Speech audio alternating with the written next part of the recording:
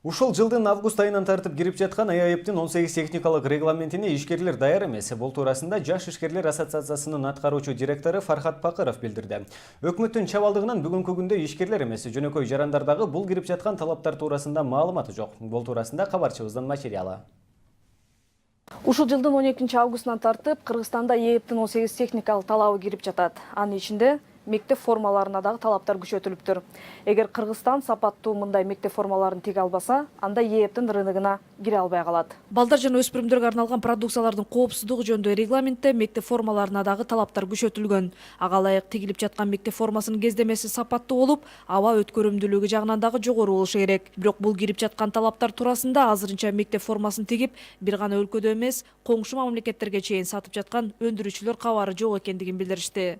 Биз тигилген формалар, школьный формалар бир гана Кыргызстанда эмес, дагы Казакстанга кетет, Москвага да кетет да. Жеңил өнөр жайынан тартып, тамак аш коопсуздугуна чейин кирип жаткан тех регламенттерге ишкерлер дагы даяр эмес болуп чыкты. Анын бирден бир себеби маалыматтын жоктугу. Ишкерлердин көпчүлүгү тилекке каршы даярдык эмес.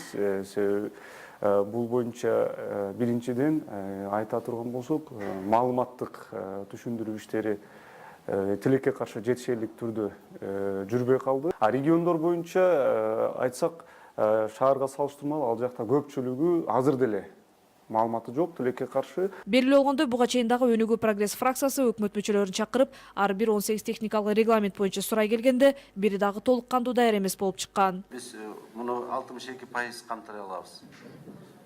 Калган 30%га жакыны болсо, жанагы ошо кайра эле оборудование, лабораторный оборудование приборлор керек. 100% даяр эмес. Даяр эмес. Эгер 12 августка чейин бардык 18 талап аткарылбаса, буга түздөн түз өкмөт жооп берет деди Өнүгүү прогресс фракциясынын лидери Бакыт Төрөбаев. Бүгүнкү күндө бизде 35 техникалык регламент бар.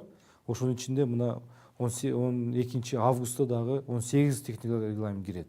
Ошого дагы биз даяр эмеспиз. Эртең эгерде ошол техникалык регламент күчүнө киргенден кийин биздин продукциясы токтоп калса, ким күнөөлүү болот? Өкмөт күнөөлүү. Ага даярдыгы жок. Ошол тех регламентке алкагында биз ошого дал келтирүү иштерди жасаш керекпиз. Ошон үчүн улуттук бир орган ачылыш керек. Улуттук орган стандартизация боюнча жана метрология боюнча. Ошо конкреттүү түрдө ошол тех регламенти боюнча иш алып барат, саясатын жүргүзөт. Мына ошол боюнча өзүнүн ишин келтирип жооп берет. Тийиштүү ветеринардык жана фитосанитардык лабораториялардын жоктугунан Кыргызстан айыл чарба азыктарындагы АЭП өлкөлөрүнө экспорттой албай келет. Мындан улам өкмөттү Евразиялык экономикалык биримдиктин алкагында өзүнө жүктөлгөн милдеттенмелерди аткара алган жок деген жүйө менен министрлер кабинетин отставкага кетирүү маселеси бир нече жолу парламентте көтөрүлгөн болчу. Изать Шугуралиева, Бекжан Камзаев, Сентябрь.